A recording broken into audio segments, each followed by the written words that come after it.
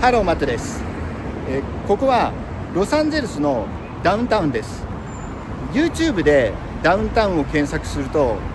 危険なネタが目立ちますよね。で、僕はこのエリアで開催される展示会に長年来ていて、この場所だけ土地勘があります。で、今日は、この荒廃したというか、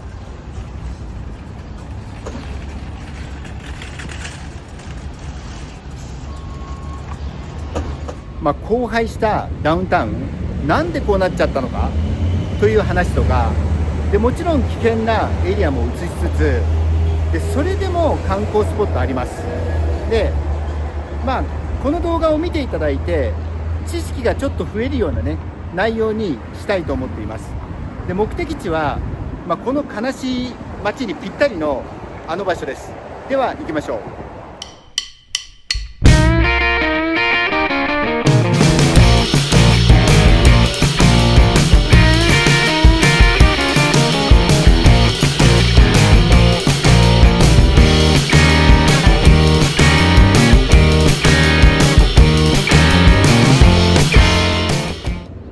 歩き出す起点は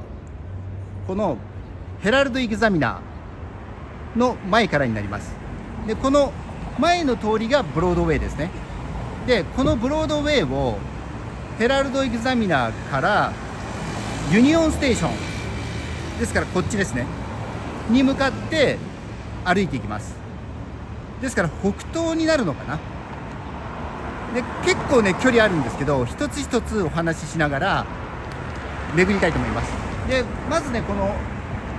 ヘラルド・エグザミナー、このビルはちょっとね全容が映りにくいんですけど、こんな感じで歴史的なね、建造物で有名です。で、ここは旧ねヘラルド新聞社で、2021年にニューヨークのどこだっけな、不動産会社が購入してリノベーションしてで再オープンするっていうことが出てたんですけど、これね今見てもらうと分かる通り中に商業施設入ってないんですね。だからやっぱりねこの辺は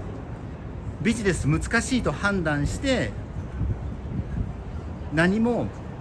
始まってないのかなと思います。で、ただこのビル自体はアーノルド・シュワルツェネッガーとバスケのねレブロン・ジェームスが共同オーナーだって出てた記事がねありました。で、この向かいのこの駐車場の場所で、この場所にも数年前、5、6年前にはこのヘラルド・エグザミナーのビルの開業と同時に、その数年後にねハイアット系のホテルがオープンするんじゃないかっていう記事があったんですけど、ここもまだね何も始まってないんで多分ね断念したと思います。で、次にここプロパーホテルって書いてありますよね。で、ここは有名なねブティックホテルで、サンタモニカとかあとねアリゾナかな、数店舗経営しているおしゃれなホテルチェーンになります。で、ここがね2022年のね開業だったと思います。で、この隣こっち側、これがホテルホクストンですね。で、このホテルホクストンもニューヨークのブルックリンの回でお話ししたんですけど、アムステルダムとかあとロンドンにもあるおしゃれなねホテルチェーンになります。なのでこのブロードウェイの一番南側っていうのはこのエリアから、ですからブロードウェイと11ストリートの交差点、ここから歩き出すのがいいと思います。ただこのホクストンとそれからプロパーホテル、ともにね、ブッキング .com で検索すると結構お部屋が空いてるんで、やっぱりねビジネス難しいかもしれないですね。ただ建物自体は素晴らしくて、両方ともね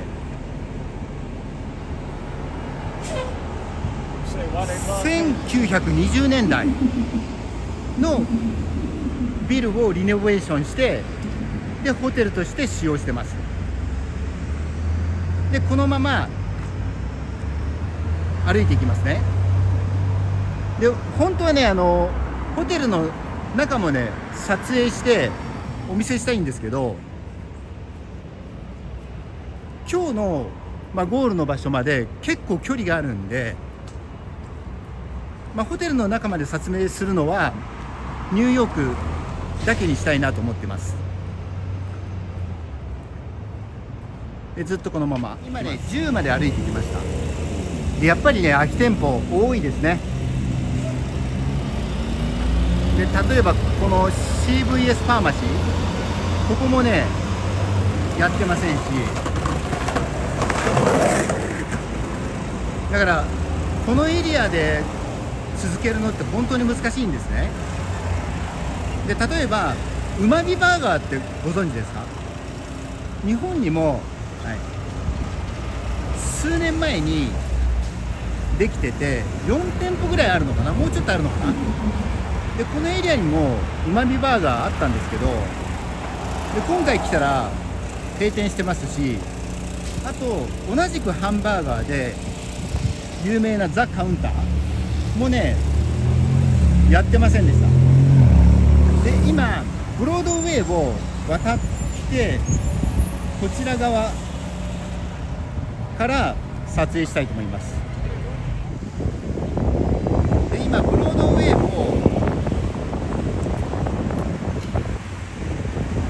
右側ですね、右側を歩いていきたいと思います。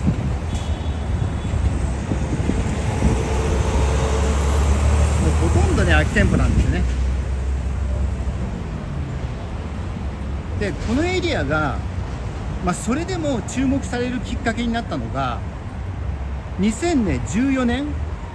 にエースホテルが開業しました。でそれを機に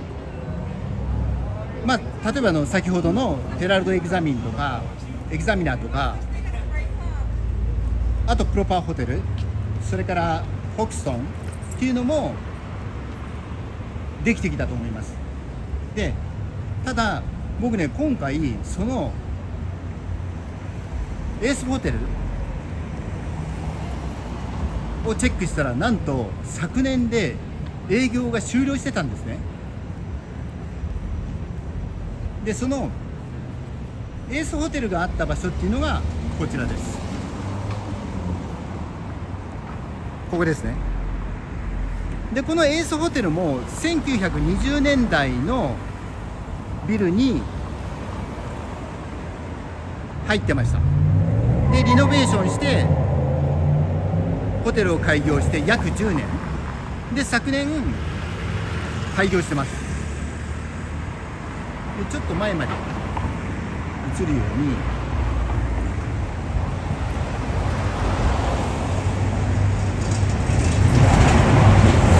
でここですね。で以前のね写真も入れたいと思います。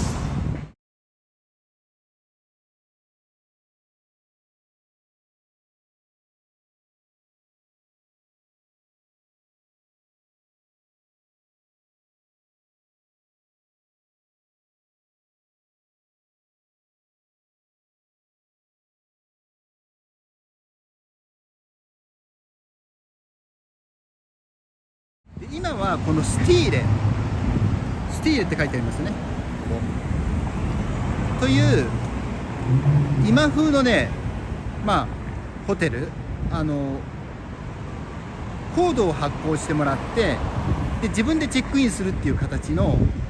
そういうホテルになってます。なので、改めてね難しいなと思いました。でこのままさらに歩いていきます。ですからやっぱりロサンゼルスっていうと海の方なんですよね。でもともとこのブロードウェイがまあ栄えてたのっていうのはやっぱり戦後から1900多分ね70年とかそのぐらいまでだったと思います。でその後に徐々に郊外にビジネスの中心、それからエンターテインメントの中心が移っていっただと思います。でこのねブルーのビル、これがねすごく有名で、これ上まで映るかなあ、映りますね。イースタンって書いてありますよね。でこのビルがまあロサンゼルスだけでなく全米でね最も美しいアパートの一つだって言われてます。ここもね確かね1920年代で、ちょっとね名前が思い出せなんですけど、人気のねテレビ番組がずっとこのアパートの一室から、そこで撮影されてで放映されてたと思います。ちょっとね名前が定かじゃないんで後から入れますけど、で数年前までジョニー・デップがアンバー・ハートと住んでたって言ってます。ですから僕ねLA に来た場合は車をいつも運転してるんですけど、遠くからねこのビルを目印にしてでその位置をね確かめながら運転してました。といっても今はカーナビがあるんでそこまで見てないんですけど、昔はカーナビなかったんでね、カーナビないっていうかあんまり信用できなかったんで、このビルの位置を見ながらダウンタウンのどの辺走ってるかっていうのを確認してました。でこのまま歩いていきます。まだねこういうシアターはいくつも営業してるんで、それが残ってるぐらいですかね。で今回たまたまなんですけど、もうね1週間以上、10日間ぐらいこちらにいるんですけど、ハリウッドの方に行った時に映画のサンダーボルトの試写会をやっていて、ですごい盛り上がってたんですね。ですからやっぱりエンターテインメントの中心はもうそれこそ50年前からブロードウェイじゃなくって、郊外でねハリウッドの方だったり、やっぱりLA って言えば海の方ですからね、サンタモニカとかそちらに移っちゃっているんだなと改めてね思った次第です。でこのまま歩いていきます。もうね空き店舗ばっかり、寂しいですけどね。今ね8まで来ました。でさっきそうだ言うの忘れましたけど、旧ストリートの近くに僕が来る展示会場があるんですけどね。でこのね8のこっち側ちょっと見えるかな、そこにねシャックって見れるんですけど、シャックって書いてあるのがシェイクシャックで、そのシェイクシャックだけ今もねありますね。あとはねほとんど変わっちゃったと思います。でこのまま8を背にして7の方に歩いていきます。でよくロサンゼルスLA って言いますけど、ロスって英語で言うザと同じ意味なんで、スペイン語でね。なのでロサンゼルスだからザ・エンゼルスってことですよね。なので天使たちでロスっていう言葉を気にしだすと結構いろんなとこで使っていて、ニューヨークで数店舗あるタコス屋さん、ロスタコスナンバーワンだから、これも同じですよね。そのタコス一番っていう意味ですよね。なのでLA なんですけど、いつもねロスっていう言葉を見るたびにロスタコスとか、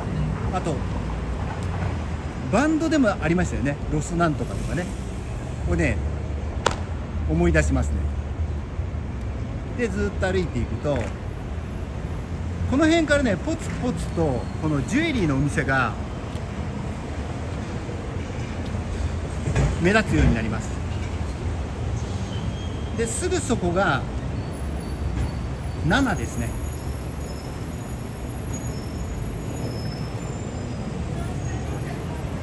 でこのね、今こっち歩いてますよね。この7とか6とかを右に曲がって、で2ブロックぐらい行くと、もうねスキッドローっていう名前聞いたことあります？全米で一番ホームレスが多いとか、治安が悪いって言われているエリアになるんです。ですからそういうこともあって、この辺がね良くならないのかなと思います。でもちろんスキッドローに行かなくても、ちょっとこのブロードウェイから50メーターとか100メーター脇に、特にこっち側ですね、右側、ここはちょっと綺麗なんですけど、まだ100メーターぐらい行くだけですごくね治安が悪くなります。でここ見えます？このねセント・ヴィンセント、サン・ヴィンセントって書いてあるんですけど、ここの下にアーケードがあって、でそこがねヨーロッパを模した街並みになってます。なので後ほどそこは動画を入れたいと思います。ここがねセント・ヴィンセントコートです。ここにもセント・ヴィンセントっていうね看板あります。このまま中行きます。でここがヨーロッパの街並みを模して作られたショッピングアーケードです。なのでほんの少しだけヨーロッパっぽく感じませんかね。こんな感じで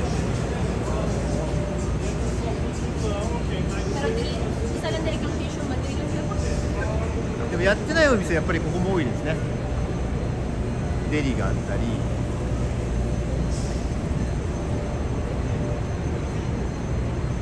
だいたいね150メーターぐらいのわずかな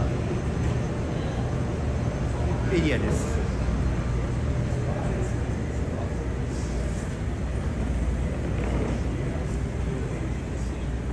こっちにもで、何年か前にねケバブ屋さんで1軒だけ有名だよって言われたの、どこだっけな。これペルシアンキュイジーンだから違うか。もうちょっと先行ってももう終わりですもんね。なのでこんなね本当にわずかなエリアです。ここまでか。ここだ。これセブンガーデンか。ケバブハウスやってんのかな。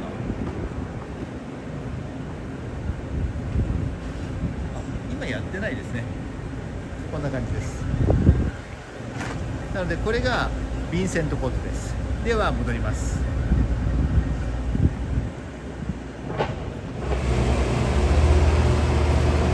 ちょっと信号待ちなんで一回切りますね。花を渡ってそのままブロードウェイを歩きます。この辺りまで来ると人がねちょっと増えますよね。でも空き店舗ばっかりです。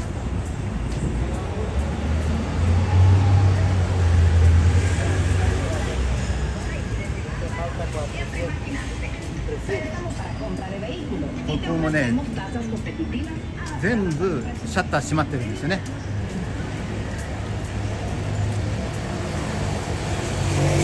だからね本当にね難しいんでしょうね、ビジネスね。ロデオドライブとか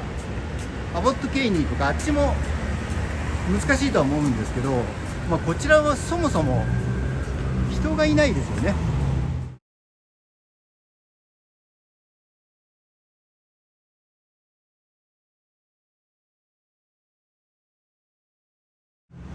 なんかね物買ってくれそうな人がほとんどいないですね。そこは唯一やってるかな。でもジュエリーのねお店ばっかりですね。ここもやってますね。でこのブロードウェイ沿いだけじゃなくて一本ね入った方、さっきのサン・ヴィンセントとかあっちの通りにもジュエリーのお店多いです。このうるさいのがアメリカらしいですね。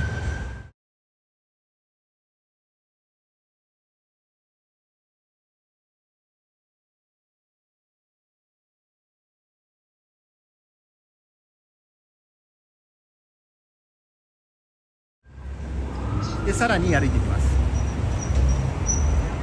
でここも全部シャッターでもうすぐ6ですね。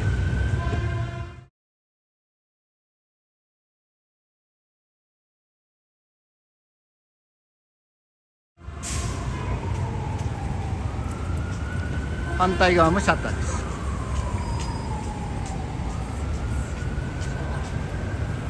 で YouTube で見ていると、最近シャッターになってビジネス撤退で大変だっていう話も多いです。ただ僕の記憶だとなんか昔から僕が来だした頃だからこの15年ぐらいなんかね今まで良かったことがないんですけどそんな印象って間違ってますかね。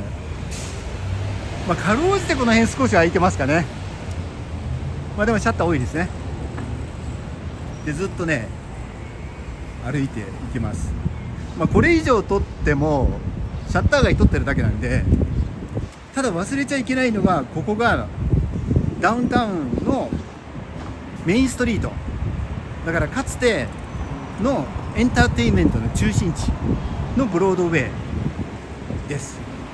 ただこの荒廃は今に始まったことじゃなくて、僕が記憶してる限りではずっとそうですね。あとねここね有名なんですよ。このねブロードウェイアーケードビルディングって言って、ここがね唯一のこのブロードウェイの中でキラキラスポットだったんです。なんですけどここも閉まってますね。そう、このアーケードだけがね綺麗だっていうことで、10年ぐらい前ですかねからよくね勧められたんですけど、こっちもやってないか。あれこっちもやってないんですかね。奥のお店はやってますね。なんでここだけ綺麗だよって言われたところでも結構やってないですね。でこんな感じでまたねブロードウェイに戻ります。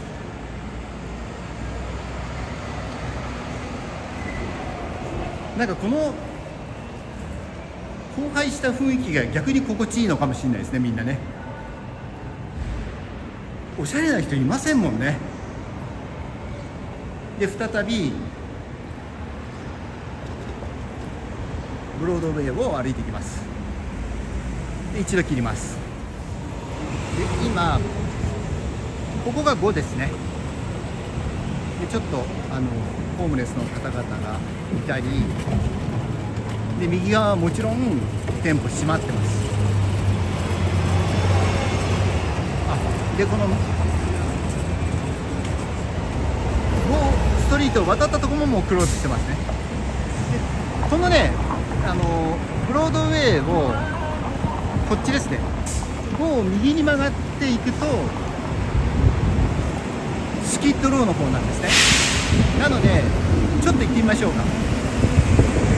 でこっちもね全部クローズなんですけどね、全部シャッターです。でかつてはこのエリアがね中心だったと思います。で僕すごく古いダウンタウンの、すごく古いっていうとそうだな、50年もっとか60年前とかの資料を見ると、このエリアにはねハリー・ウィンストンとかもありました。だからハリー・ウィンストンなんでジュエリーのもうトップブランドですけど、そういうお店もこの辺にはあったんですね。だけどもう全部閉まってますもんね。この辺もやってないですね。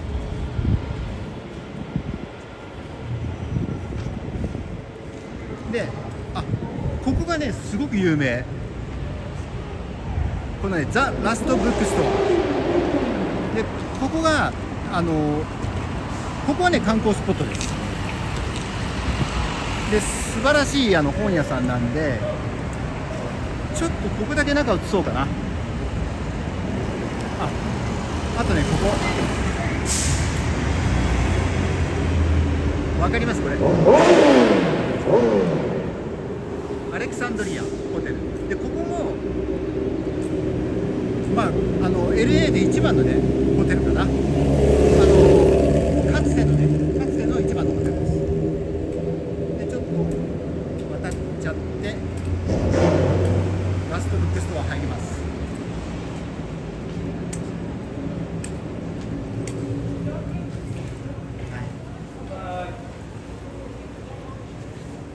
Okay, you guys will leave him?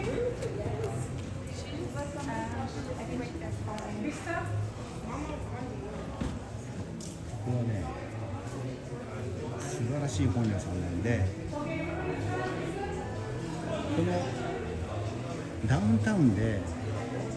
唯一ね、唯一って言ったら怒られるな、ダウンタウンで必見です。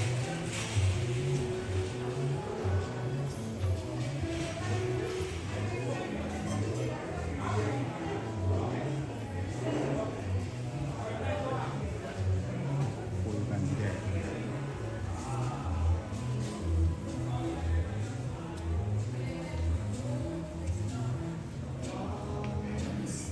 上もね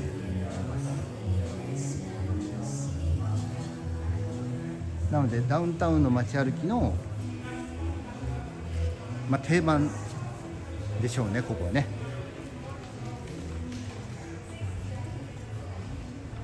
でこのザ・ラストブックストアを後にして、Thank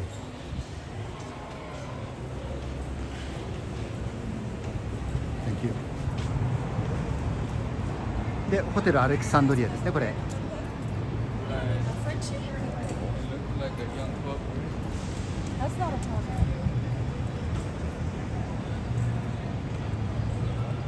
でブロードウェイを背にして歩いていきます。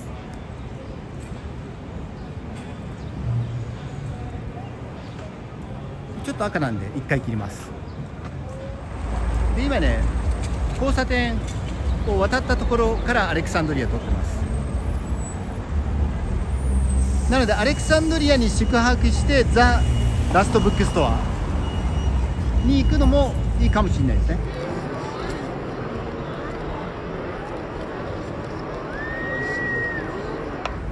でアレクサンドリアを背にしてというかブロードウェイを背にして歩いていくとスキッドローです。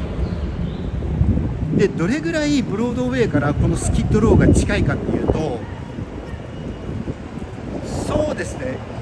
アレクサンドリアからだと2ブロックか、だから1ブロックがどうかな、これおよそ50メーターぐらいだと思います。なので100メーター、通りでいうと3本で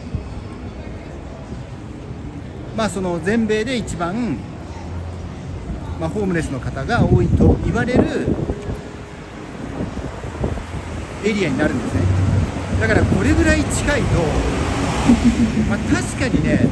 治安の面でも不安ですよね。であとロサンゼルスっていうと高所得のね人が多いっていうことで有名なんですけど、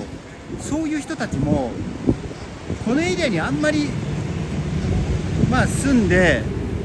街歩きしたいと思わないですよね。そうでもワンブロック進んだだけでちょっと雰囲気変わってきたの分かります？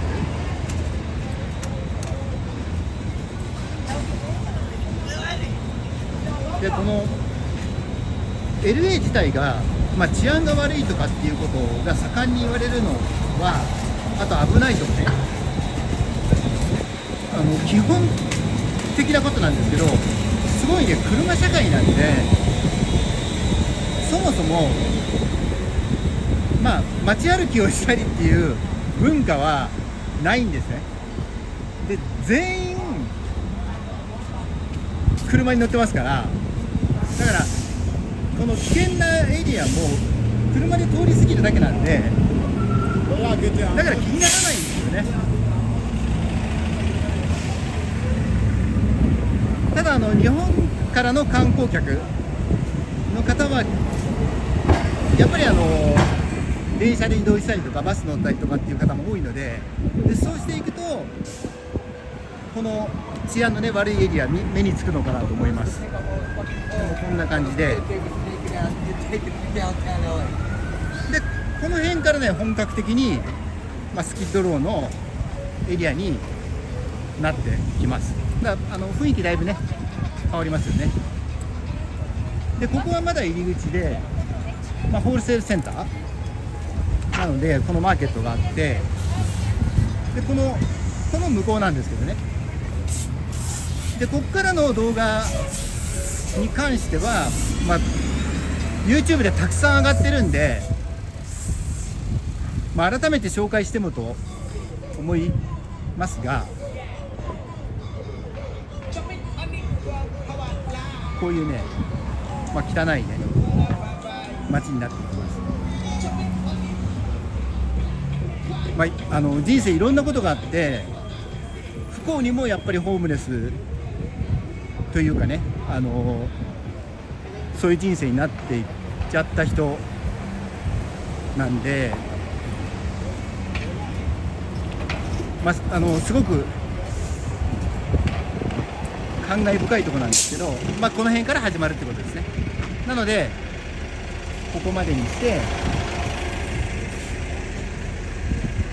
再びブロードウェイの方に戻りたいと思います。今再びブロードウェイに戻って4の方に向かって歩いてます。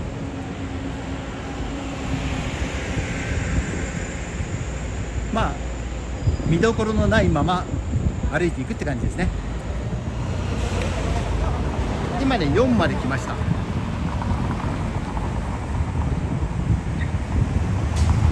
この辺も全部シャッターですよね。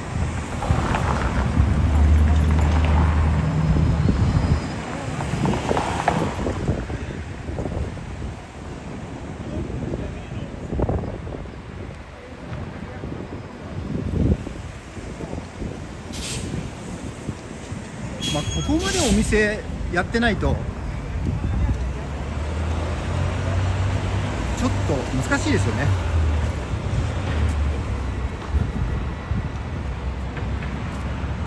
でもここからなんか復活できるんですかね。でもずっと長年思います。でこのまま歩いていきます。今歩いてきてもうすぐね3なんですけど、3ストリートなんですけど、でここがグランセントラルマーケットで、ここはね日本のガイドにも、全て紹介されてますけど、ここはいつもね大盛況で、でフードコートになっていて、ここはねおすすめです。後ほど中のね様子入れておきます。ここがグランセントラルマーケットです。 LA のダウンタウンで唯一賑わってると僕が思っている場所です。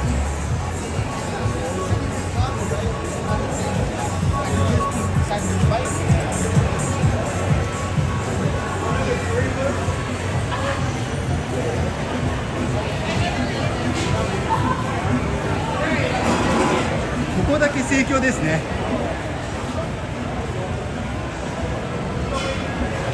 だから LA の街歩きではこの場所はもう必見ですね。だから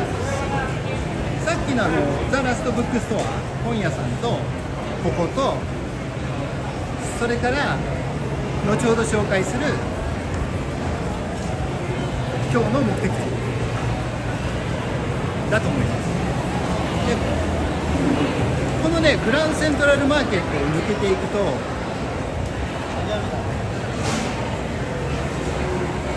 うすぐなんですけどね、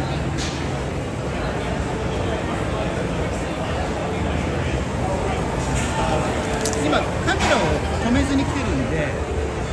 どれぐらい近いか分かると思いますけど、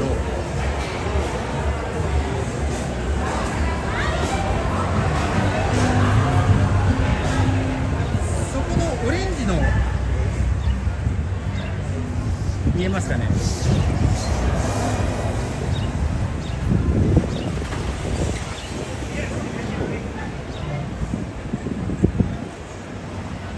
これです。結構並んでますよね。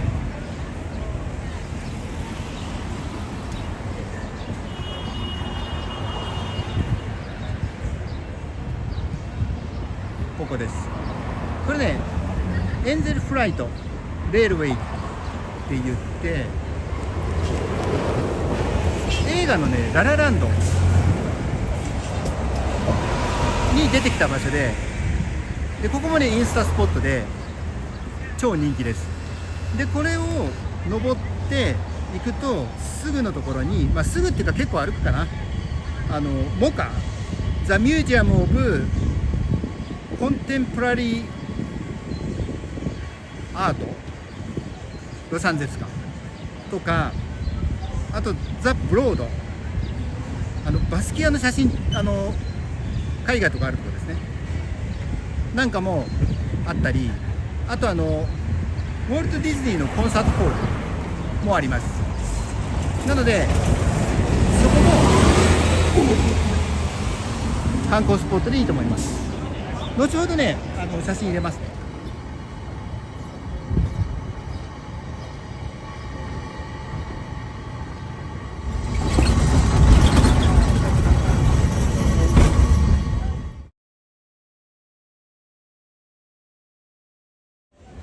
ではブロードウェイに戻りたいと思います。で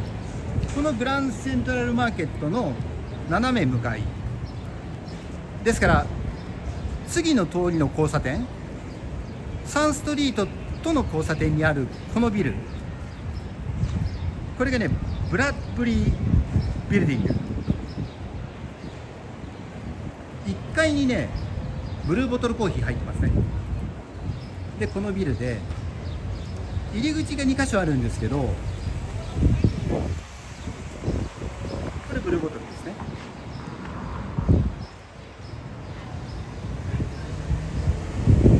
で左は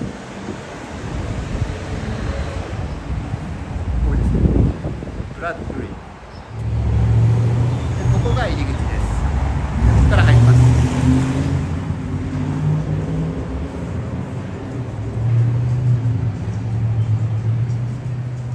でここが今日の目的地です。でこの場所をね僕は実はこの動画を撮影する前に地球の歩き方で調べたんですね。でそうしたら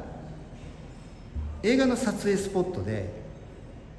ちょっとね題名が怪しいんですけど、500日のサマっていう映画の撮影スポットで必見だっていうことで出てました。で僕がこの場所を、ずっとチェックしていたというか前から来ていた理由は、この場所は映画のブレードランナーのラストシーンです。でブレードランナーは最近もリメイクされてティモ・シャラメが主演で公開されてますけど、そのブレードランナーではなくて初代ブレードランナーですから、ハリソン・フォードのブレードランナーのラストシーンの最後の戦いの場所ですね。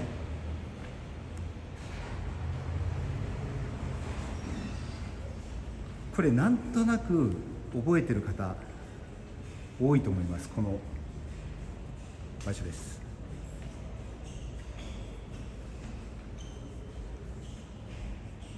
で映画のブレードランナー、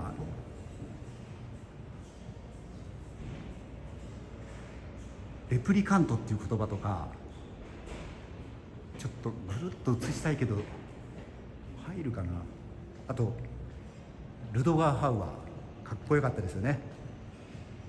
こんなギリギリですかね、上まで感じで、ここね超インスタスポットなんです。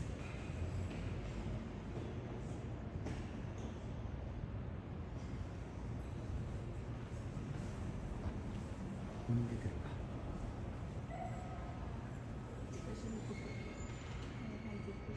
感じですね。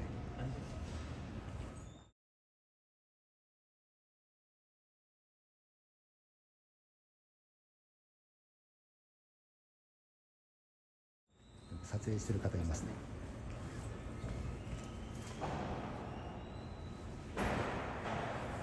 今ねここは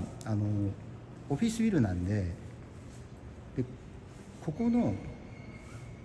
場所しか入れません。で LA のダウンタウンで一番古いビルだって記事がね以前ね出てましたね。ですからこういう感じで、ブレードランナーラストシーンすごくね悲しかったんですけど、この場所はこの何年経っても復興しないというか荒廃した LA にぴったりの旅の目的地かなと思います。こんな感じです。